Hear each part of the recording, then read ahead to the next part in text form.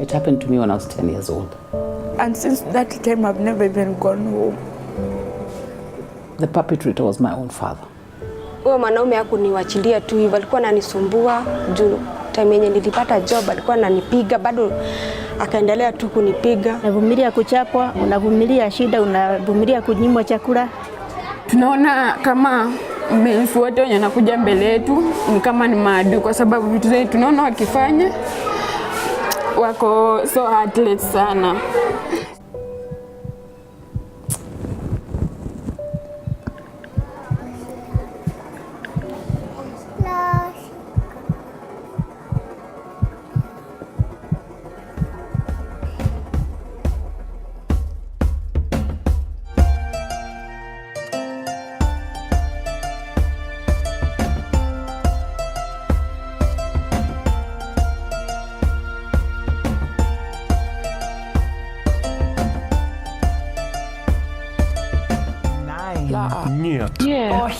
No. Sekunde. Asha. Anio. Nay. No. No. Pana. No means no. No. No.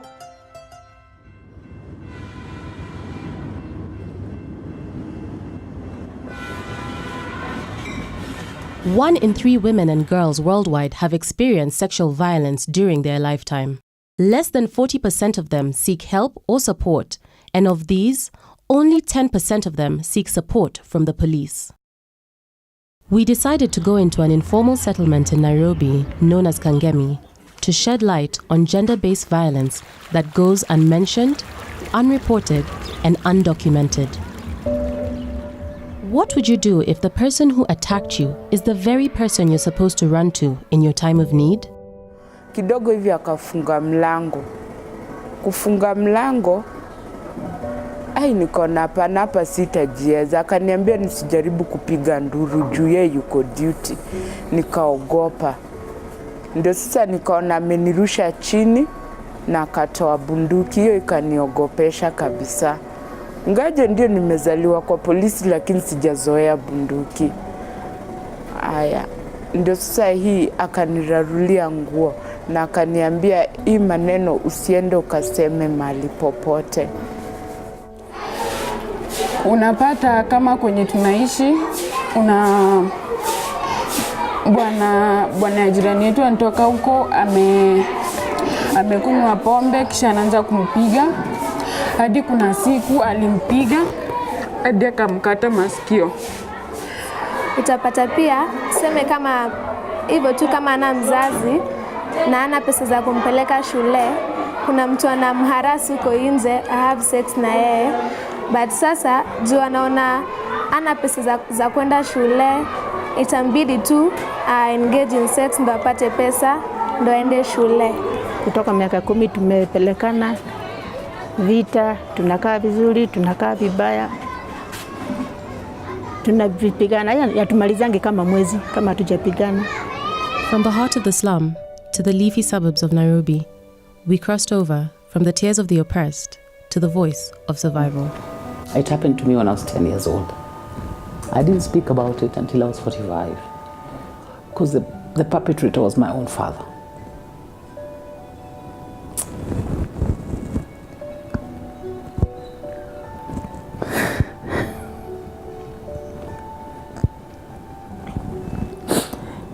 I don't know if my mom knew. I don't know. Here is when the war started. I faced the man and told them I'm pregnant. Akaniambia hiyo utatoa. So I was not into the problem because mimi nilimwambia tu, if you are funding me I'll do it. Because he was a married man. I think one factor that would influence you not reporting is because most of the times it happens with a very close family member. And destabilizing the dynamics of a family. And also the cultural aspect on who this person is within the family can play a role. Can play a role. Like, how do you report your father? He's the breadwinner at home. He is that person. He has an image in the society, like my father had an image in the society. How do you even start? There's a problem with our culture. There's a problem with something that we've perpetuated. Let's go back to the drawing board and redefine what's rape, what's not. Let's give some power back to women. And so it's not about misconception. I don't think it is that. I think we use that as an excuse. No one makes a lock without a key. After identifying the problems, we sought out solutions. Survivors come from all walks of life.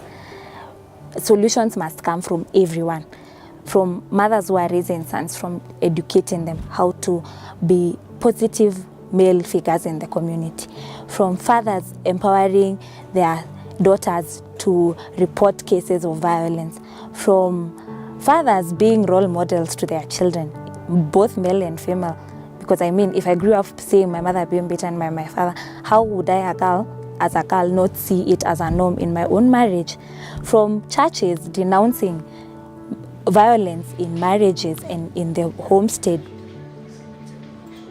In these support groups, they are taught life skills, they're taught a little bit of economic empowerment, because most of the survivors have had to live, especially around domestic violence, they've had to leave their marital homes and continue living by themselves. And in the marital homes, they were relying on the husband for financial support. Sasa through hizo sessions za life skills na hizi NGO zingine, ndio nikaanza kujua rights zangu tu pole. Nikaanza kuempower wasichana wengine wenye wanaenda through hizo juu, kwa sababu kwa hii society yetu watu ni wengi wanaendea through hizo shida na hawajui venye wanaweza saidika na hawajui penye wanaweza toa usaidizi. We are able to have psychological follow-up. We have psychologists on board. We also have 24 hours for 7 days numbers that can be, they are reachable by all survivors or all couplets. We have different hospitals, we have different institutions that are working hand in hand with us. In case of such cases, we have free appearances that the government and other stakeholders provide for support. So services are easily reachable for any person. I think what can happen is everybody has to be involved in the conversation. It doesn't mean that you have to be directly affected by rape for you to feel like, I need to talk about this. It's you who creates the environment that allows a victim to be blamed or to be shamed. What are you doing about that? What conversations are you having with your group of friends, with your family? What conversations are you having online to create an environment where we can have more people come out and say, I have been raped, and then have more people come out and actually demand accountability from our law enforcers? One of the biggest issues that came up was that the police are not sensitive to the nature on how to handle survivors. Advice I'd give to the government is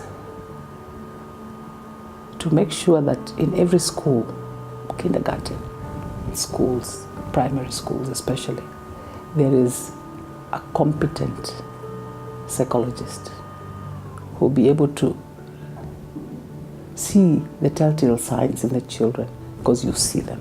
Kama mimi mwanafunzi, waweze kutuprovidea mentors na role models, waweze kutupatia advice, ndo tusione life ikuwa ngumu, tuendelee hadi wakati achieve goals zetu. Even us as Kenyans demanding implementation of the existing laws, because we have very beautiful laws that address gender-based violence. We are not asking our governments, we are not asking our leaders that we put in office to implement those laws.